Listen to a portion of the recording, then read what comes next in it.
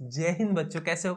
उम्मीद है अच्छे होंगे। स्वागत है आपका एथलीट क्लास 9th में, जहां पे आपको हिंदी मीडियम का वीडियो लेक्चर मिलता है। तो बच्चे, हमारा ये चल रहा है विज्ञान अभी, और कक्षा 9 का विज्ञान पहला अध्याय, जिसके अंदर हमारा ये तीसरा वीडियो लेक्चर है। 2 वीडियो लेक्चर आ चुके हैं, उनको पहले देख ले, फिर इसको देखें। नहीं मिल रहे हैं तो कमेंट करें, हम बता देंगे कैसे आपको मिल जाएंगे। ओके, तो बच्चे इस वीडियो लेक्चर के अंदर हम पढ़ेंगे पदार्थ की अवस्था के बारे में, कि पदार्थ की अवस्थाएं कौन कौन सी होती हैं। तो बच्चे, कुल आपकी पदार्थ की कितनी अवस्थाएं होती हैं? 5 होती है। कोई भी आपसे प्रश्न पूछेगा पदार्थ की अवस्थाएं कितनी होती है, पदार्थ की कुल 5 अवस्थाएं होती है। कौन कौन सी होती हैं? ठोस, द्रव, gas, plasma, Bose, Einstein, condensate. ठीक है, तो ये 5 अवस्थाएं होती हैं बच्चे। अब इन पांचों अवस्थाओं को आपको बच्चे इस सिलेबस में आपके नहीं है, सिर्फ 3 अवस्थाओं के बारे में है। किसके बारे में? ठोस है, द्रव और गैस। इन्हीं 3 अवस्थाओं के बारे में पढ़ना है। ठोस क्या होता है बच्चे? ठोस, कहीं पे भी आप जाते हो, कोई चीज पकड़ते हो, बिल्कुल टाइट है, कड़क है, निश्चित है आकार, वो क्या है? ठोस है। ठीक है।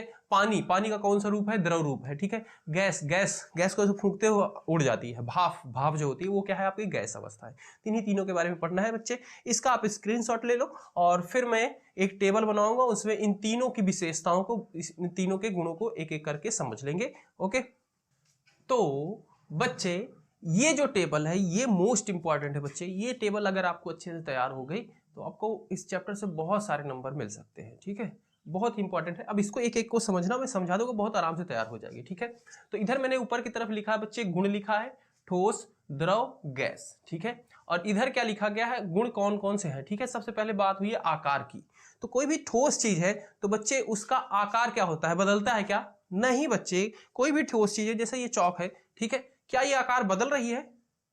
आसानी से ऐसे मैं दबा रहा हूं तो बदल जा रहा है? नहीं बदल रहा। तो इसका आकार क्या होता है? मतलब निश्चित होता है। तो सबसे पहले आकार का क्या बात हुई बच्चे? और ठोस में क्या होता है? निश्चित होता है। उसके बाद द्रव में, द्रव में पानी है बच्चे, पानी, पानी को अगर कटोरे में डाल दो तो कटोरे का आकार लेगा, ग्लास में डाल दो ग्लास का आकार लेगा। तो उसका आकार निश्चित है क्या? नहीं, तो उसका आकार क्या है? अनिश्चित है। और गैस, गैस का भी सेम चीज है। गुब्बारे में भर दो गैस को तो गुब्बारे का आकार लेगी, सिलेंडर में भर दो सिलेंडर का आकार ले लेगी। तो इसमें भी आकार क्या है? इसका अनिश्चित है। ठीक है, तो बच्चे आकार क्या होता है? ये ठोस में निश्चित होता है, द्रव में अनिश्चित, गैस में भी अनिश्चित। ठीक है, समझ में आ गया? अब जो बच्चे एग्जाम में आएगा ना, इसको आप बहुत बड़ा सा बना सकते हो। अभी निश्चित या अनिश्चित ही पता है, यहां पे लिख सकते हो ठोस का आकार निश्चित होता है, तो द्रव का आकार अनिश्चित होता है। ठीक है, ऐसे एक लाइन बन जाएगी पूरी। पर अभी आपके लिए याद करने के लिए छोटा छोटा एक एक शब्द याद रखो। ठीक है, पेपर में लिखोगे, बड़ा बना लोगे खुद ही। अच्छा, इसके बाद बच्चे दूसरा है गुण आयतन। आयतन क्या होता है? ठोस का आयतन का मतलब है बच्चे क्या जगह घेरता है, कितनी जगह घेरता है। ठीक है, मान लो कोई ठोस चीज है, इसको मैं कहीं पे भी रखूं ये इतना ही जगह घेरेगी। हाँ, तो इसलिए इसका आयतन क्या होगा? ठोस का निश्चित होगा। कोई आधा ग्लास पानी है, ठीक है, मैं उसको चाहे परात में रखूं चाहे भगोने में रखूंगा, क्या उसका जगह घेरने का साइज बढ़ जाएगा क्या? नहीं, आधा गिलास ही रहेगा। ठीक है, उसका साइज जो रहेगा उतना ही रहेगा। ये नहीं कि इसको खुला छोड़ देंगे तो पानी फैल जाता है, फूल जाता है, नहीं, उतना ही रहता है। तो इसमें भी, द्रव में भी क्या होगा? उसका आयतन निश्चित होगा। पर बच्चे अगर गैस है, ठीक है, गैस, कोई भी गैस है, उसको अगर किसी चीज में दबा के रखे हो तो छोटी जगह लेगी, अगर उसके खुले में छोड़ोगे तो फैलती चली जाएगी। तो उसका क्या हुआ? आयतन निश्चित नहीं हुआ, यानी कि उसका आयतन क्या होता है? अनिश्चित होता है गैस का।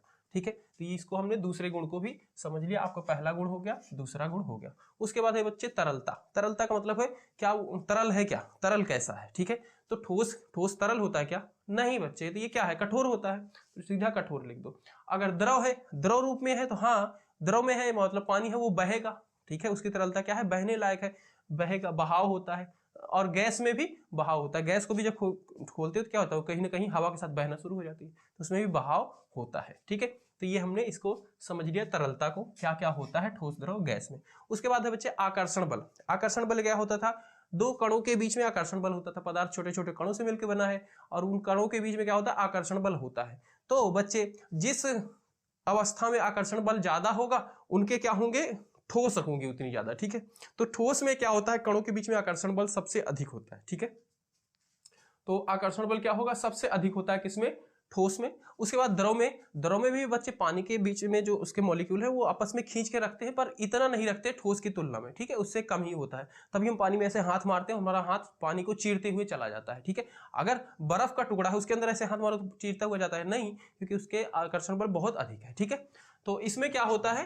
ठोस की अपेक्षा कम होता है। किसमें? द्रव में। ठीक है, ठोस की अपेक्षा कम होता है। और गैस में सबसे कम होता है। गैस में तो बहुत कम होता है, बहुत दूर दूर उसके मॉलिक्यूल, इसको फूंक दो तो ऐसे अलग टूट जाते हैं, क्योंकि उनके बीच में आकर्षण बल बहुत ही ज्यादा कम होता है, सबसे कम होता है इसमें, ठीक है।